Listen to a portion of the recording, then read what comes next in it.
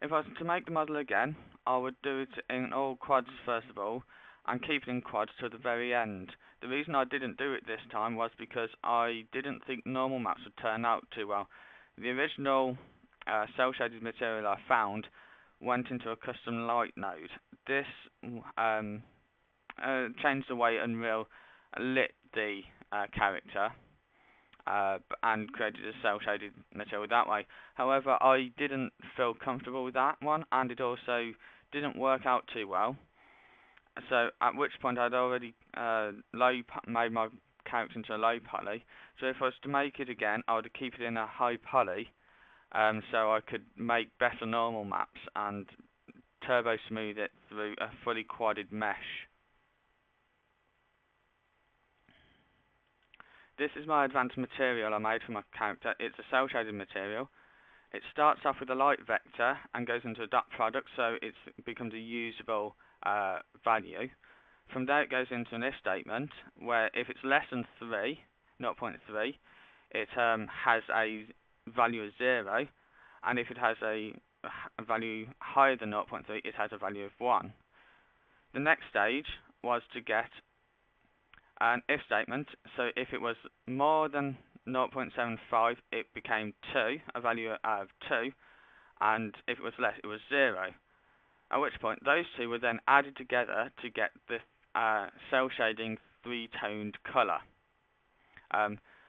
In the original tutorial by Hermanzes, I think that's how you pronounce his name, he had this third one which created a black outline.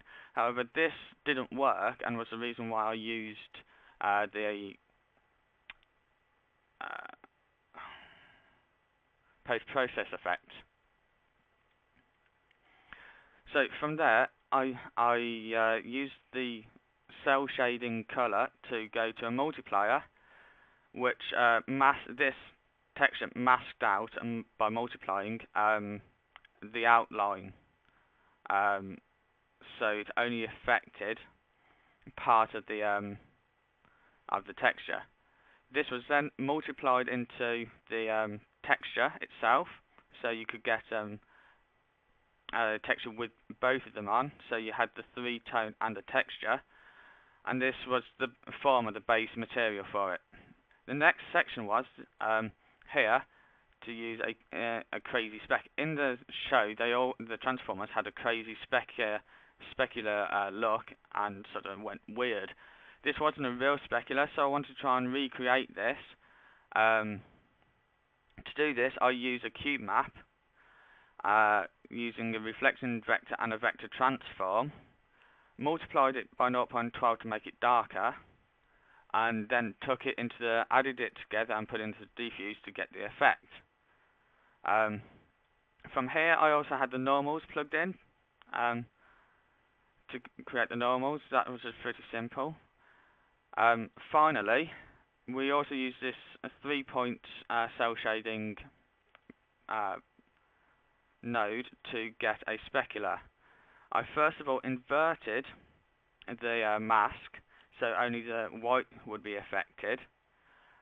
This created a line shine as such, where sort of underlined it shone only where the light reflected off it and where the specular would show up.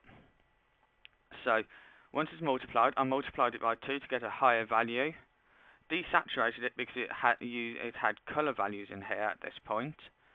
I then masked it out by this texture sample so it didn't show up on a couple of things such as the wheels and the part of the leg, and then put into the specular. This then all created my base mesh, my base model. Sorry.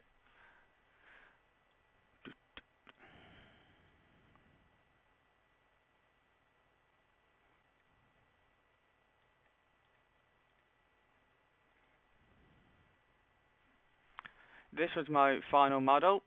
It was rigged and put into engine. I didn't have too much issue with rigging. My main problem here was the collision cylinder around it wasn't on. This is because I tried to get an offset and put it forward some because I thought it was too close to the camera.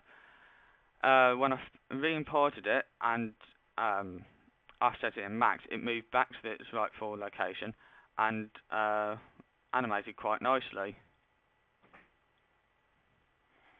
From here, you can also see the cell shading effect going on. So you got your three tones.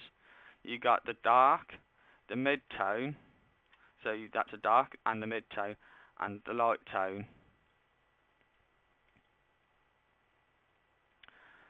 The other part to my character was a particle effect.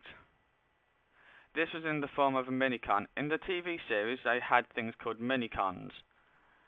These were little robots that stuck around the main characters and helped them out. So I decided to do a particle effect as a helicopter, so to follow on with the theme of Transformers. This caused issues because I wasn't able to control the height too well in the particle effect, and also it's like to create random speeds and locations, and was hard to control. Well, it works okay sometimes, and sometimes it's too fast and goes too high and too low. An alternative to this might have been to use a model animated in Max and then attached to a bone in code. So we can close these down. From here, using the code provided by Greg, I was able to import my character. This was my code to get it in as a custom NPC. From here, I used Kismet to spawn the actor and take possession of it. So here we have on level loaded, we can spawn the actor through the settings. It has no AI, it's just there as an actor. I also have a trigger in the level, and on touch, you can possess the pawn that's spawned. After that is completed, I attach the particle node to the character so it follows the character where it goes.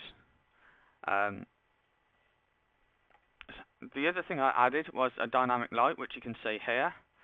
This is to show off the character in different lighting. This is controlled through a matinee sequence. And so if we right click and play from here, we can see the character working in level. So there's the helicopter. It's going a bit crazy this time. That's my character in the with the dynamic light going round it. As you can see, it has the lines shine only on the lines, and also the cell shading effect and the crazy reflection that appears when you move around the character. To take control of it, we walk into this trigger node, type in behind view in the command console, where we get to go behind the character and play the character as a character. We can also add weapons. He's fully functional with weapons. This is probably might lag a bit on the video, I'm sorry about that. And that was my character made. I got feedback through the process from different places. As I said, I got some on the Staff Game Design website, where I got a bit of feedback, mostly positive, where people didn't say anything, couldn't give me any criticism.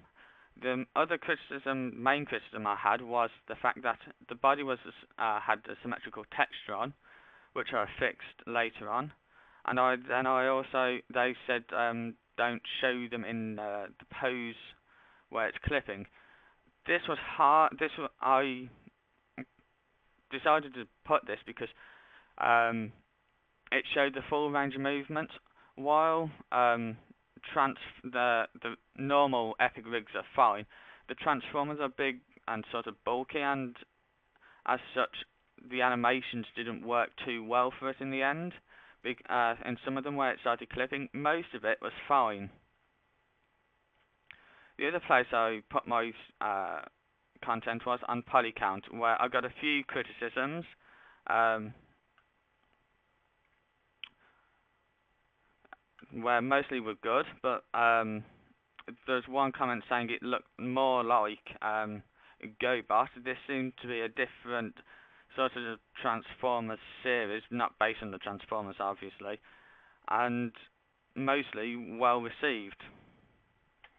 Throughout the project, I used the UDK lighting and post-processing effect to make the post-process outline effect.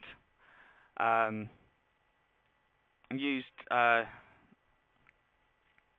the forum to get a fix for my issue, alongside with the staff's game design on how to attach an actor. I tried originally through code, this did not work, so posting it up here to see if someone could help, and Senor Co Jones here posted a screenshot of some Kismet which worked perfectly. And that's my rig. I hope I haven't missed anything. If I have, I will post it on the forum under the video. Thank you for listening.